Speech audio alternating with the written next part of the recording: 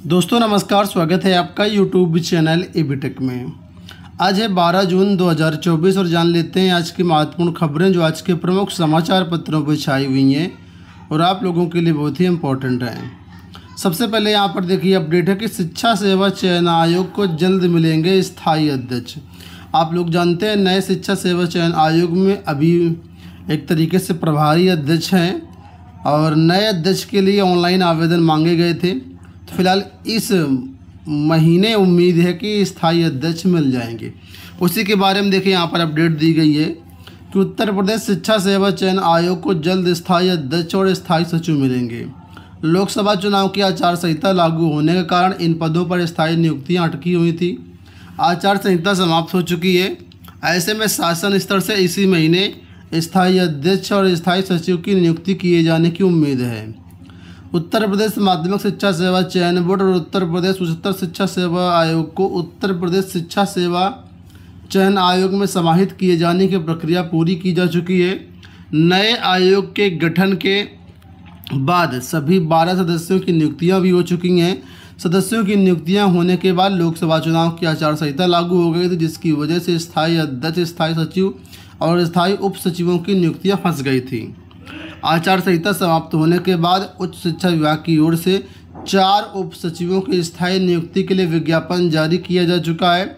आयोग को जुलाई के पहले सप्ताह तक 4 नए उप सचिव मिलने की उम्मीद है।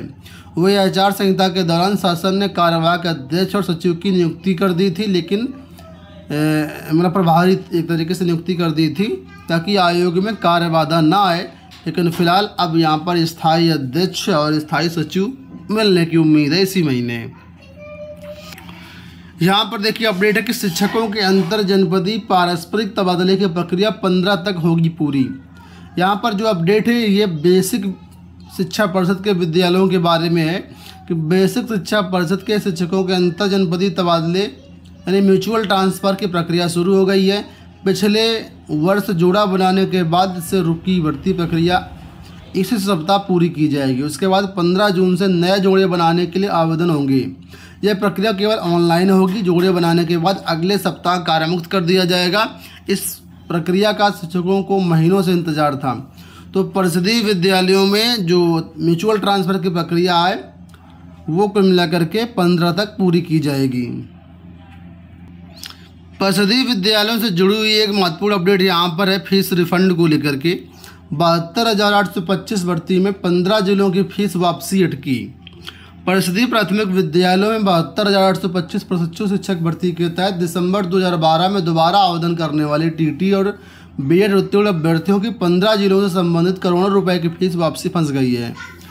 बेसिक शिक्षा परिषद के सचिव सुरेंद्र कुमार तिवारी ने 7 जून के पत्र में डाइट के प्राचार्यों और बीएसए अधिकारियों को निर्धारित प्रोफार्मा पर 12 जून तक की रिपोर्ट मांगी है ताकि हाईकोर्ट के 31 अक्टूबर 2023 के आदेश के अनुपालन में सभी अभ्यर्थियों की फीस वापस की जा सके।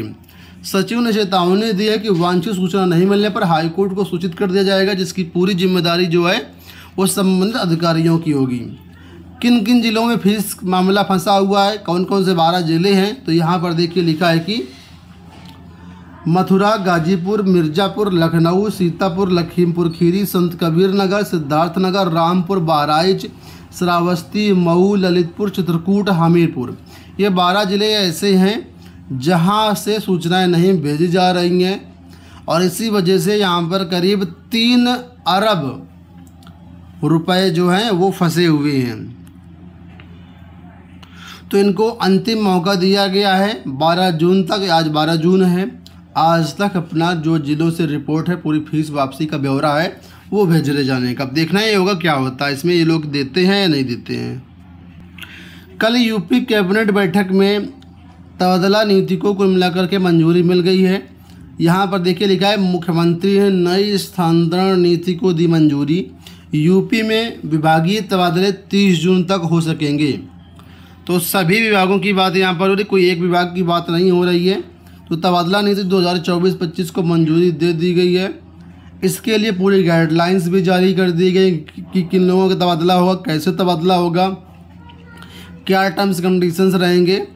तो इसका डिटेल्ड वीडियो आज चैनल पर अवेलेबल होगा, ठीक है। तो आप उस वीडियो को देखेंगे तो सारी चीज़ें आपको समझ में आ जाएंगी। फिलहाल इस वीडियो में हम लोग बढ़ते हैं आगे।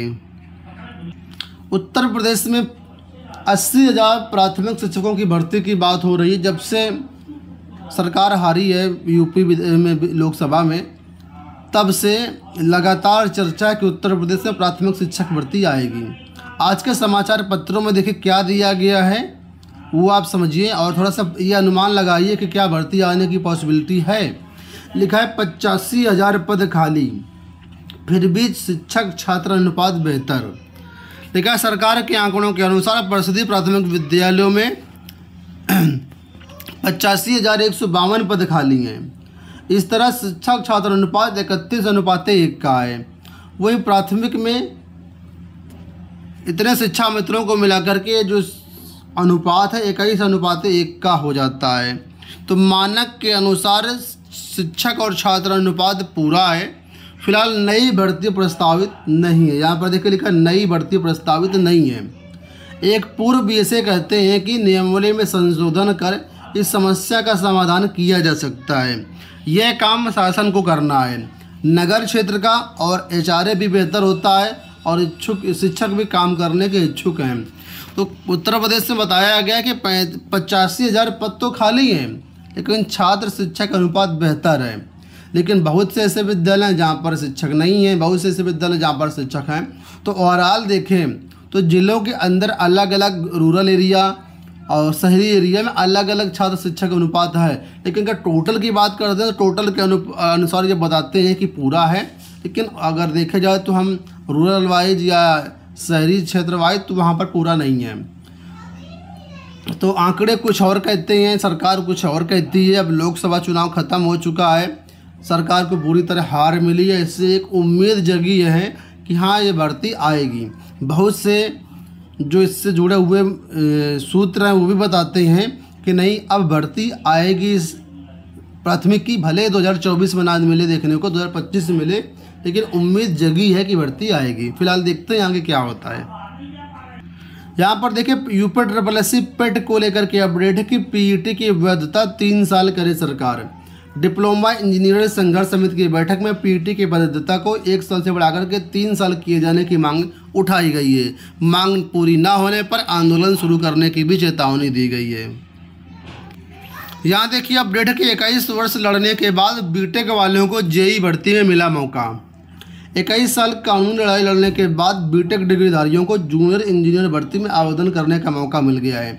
सुप्रीम कोर्ट ने 7 जून के आदेश में यूपीएससी को सिंचाई विभाग के जूनियर इंजीनियर भर्ती के लिए बीटेक डिग्रीधारियों के आवेदन स्वीकार करने का आदेश दे दिया है। तो कुल मिलाकर के डिप्लोमा के अलावा बीएड डिग्रीधारियों को भी अब जेईई भर्ती में मौका मिल गया है। पॉलिटेक्निक में कोर्स अधूरा और परीक्षा तिथि तय कर दी गई है। प्रदेश भर के पॉलिटेक्निक संस्थानों के छात्र छात्राएं सम सेमेस्टर वार्षिक परीक्षा को लेकर के असमंजस की स्थिति में हैं। प्राविधिक शिक्षा परिषद ने परीक्षा के प्रस्तावित तिथि 22 जून से 14 जुलाई तक शेड्यूल जारी कर दिया है। लेकिन अभी तक बता दें यहाँ पर सिर्फ 9 दिन इसमें जो सिलेबस है वो पूरा नहीं हो पाया है। ऐसे में छात्र छात्राएँ परेशान हैं। छात्राओं का कहना है कि मात्र 3 महीने पढ़ाई नहीं हुई है और जो है ये चीज़ें कर दी गई हैं। नीट काउंसलिंग को लेकर के अपडेट है कि छात्र गए थे सुप्रीम कोर्ट की नीट काउंसलिंग में रोक लगाई जाए। फिलहाल नीट काउंसलिंग पर रोक लगाने से सुप्रीम कोर्ट ने इनकार कर दिया है। परीक्षा दोबारा कराने की याचिका पर एनटीए और केंद्र सरकार से जवाब मांगा है। दोस्तों ये हो गई आज की सारी सूचनाएं। उम्मीद करेंगे वीडियो आपको पसंद आया होगा। इस वीडियो में इतना ही। धन्यवाद।